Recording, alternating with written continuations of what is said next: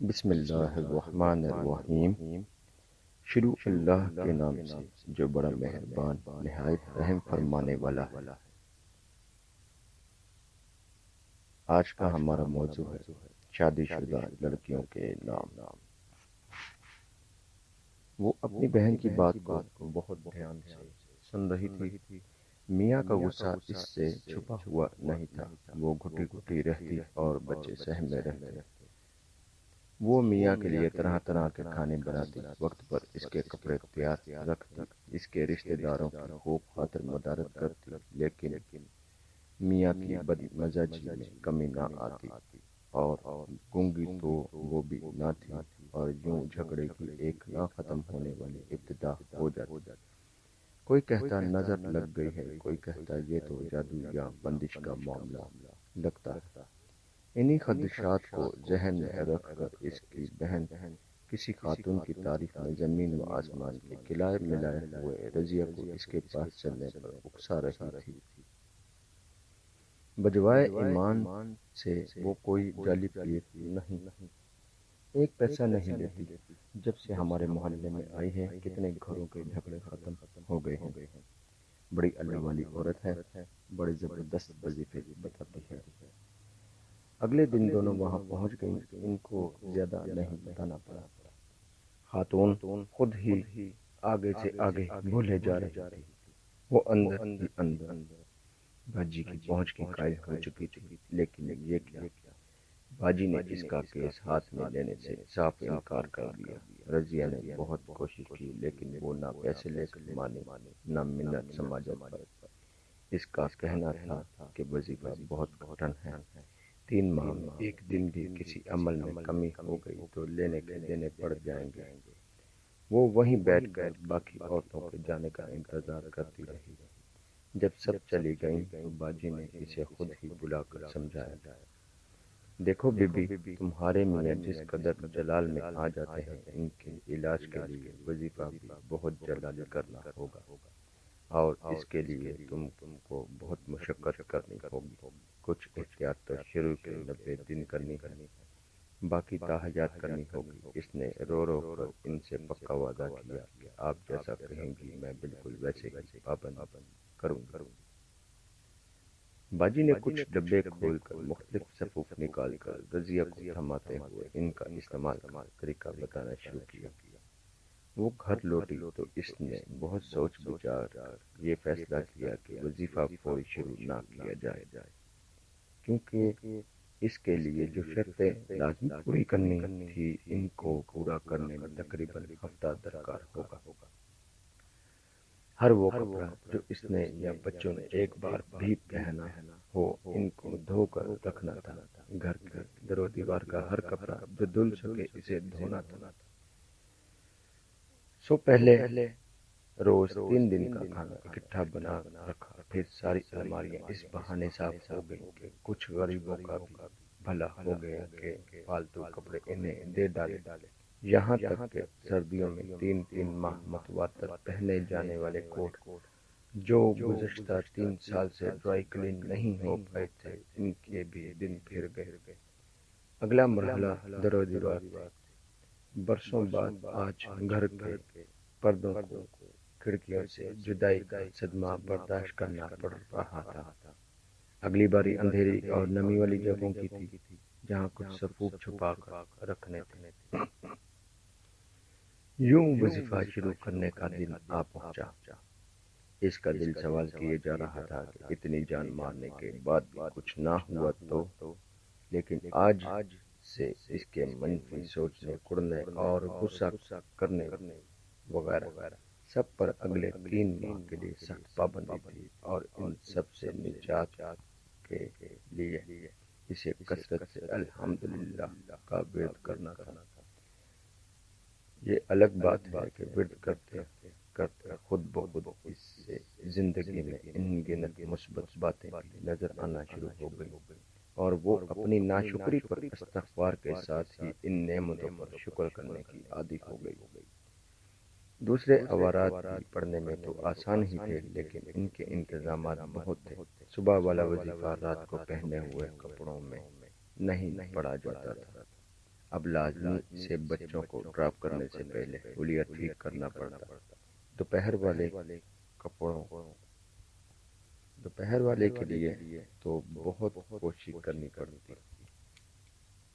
اس کے لیے حل یہ نکالا کہ وہ ناشتے کے فوراً بعد نہ صرف کھانا بناتی بلکہ ساتھ ہی موم بتی بھی جلا کر رکھتی تاکہ کچے گوشت اور مسالے اور سبزیاں اور دالوں کی بو اس کی محنت سے صاف کیے پردوں اور الماریوں میں نہ جذب ہو سکے، ورنہ اسے دوبارہ اسی مشقت سے گزرنا پڑتا۔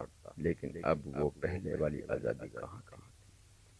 اب تو کھانا پکانے کے بعد لازمی اسے نہا دھو کر کپڑے تبدیل کرنے پڑتے۔ ابھی شروع ہی کے دن تھے کہ کسی بات پر میاں صاحب غضبناک ہو اٹھے۔ رضیہ کے ضبط کا بندھن ٹوٹنے کو تھا کہ اسے باجی کی دی ہوئی نصیحت اور پڑی ہوئی دار چینی یاد آ گئی۔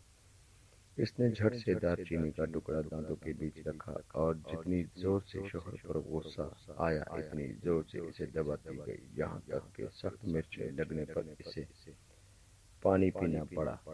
پانی پی کر رہا سہا غصہ بھی ٹھنڈا ہو گیا، اور ہر بار یہی ہوتا، حتیٰ کہ یہ کرامت بھی ظاہر ہو گئی کہ میاں صاحب نے خود ہی اپنے رویے پر ندامت کا اظہار کرنا شروع کر دیا۔ دن گزرتے رہے اور ہر دن دوسرے سے بہتر ہوتا چلا گیا۔ گھر کے ہر فرد میں اور ماحول میں کئی مثبت تبدیلیاں رونما ہونا شروع ہو گئی تھیں۔ 3 ماہ گزرنے تک حالات مثالی ہو گئے تھے۔ وہ باجی کا شکریہ ادا کرنے پہنچی تو اسے کی روداد سن کر وہ خوش ہوئی اور مسکرا کر کہنے لگی کہ بیٹی، تم جیسی نادان بچیوں کو اللہ تعالیٰ جعلی عاملوں سے محفوظ رکھے۔ تمہارے گھر کا تمام بگاڑ تمہارے ناقص ٹائم مینجمنٹ اور سخت لاپرواہی کی وجہ سے تھا۔ بس ان کمزور پہلوؤں کو درست کرتے ہی ماشاءاللہ زندگی خوشگوار ہو گئی۔ جب تم پہلی بار میرے پاس آئی تھی مجھے اسی وقت تمہارا اسٹیٹ آف مائنڈ سمجھ آ گیا تھا کہ اگر میں تم کو براہ راست یہ کہہ کر روانہ کر دوں کہ بی بی جاؤ اپنا دھیان رکھو تو تم کبھی سمجھ نہ پاتی، کیونکہ دوست اسکول جانے والے بچوں کے ساتھ یہ ہو نہیں سکتا تھا۔ کسی بھی دوست رشتہ دار نے یا کھلے ڈھکے چھپے تمہاری توجہ اس طرف نہ دلائی۔ بعض اوقات انسان اپنی عادتوں کا اسیر ہو جاتا ہے۔ یہی تمہارا میاں اور تمہارے ساتھ ہوا۔ گھر گرہستی کے کاموں میں تم خود فراموشی کا شکار ہوتی چلی گئی۔ میاں غیر شعوری طور پر عادی تو ہوتے گئے لیکن لاشعوری طور پر راضی نہ ہو سکے۔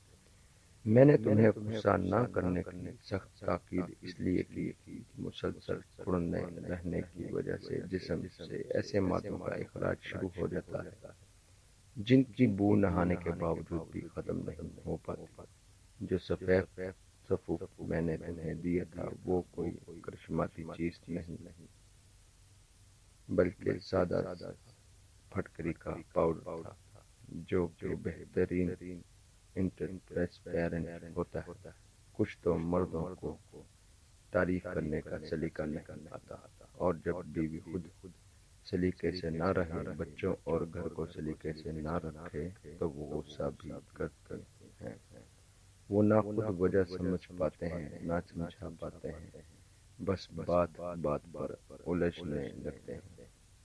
جب تم نے ان سے باتوں پر توجہ دی تو حالات سدھر گئے۔ سچ کہوں کہ اگر میں تم سے کہتی کہ بیٹا جب میاں کو غصہ آیا کرے تو تم ہر صورت خاموش رہا کرو، تو کیا یہ بات تم خود نہیں جانتی تھی؟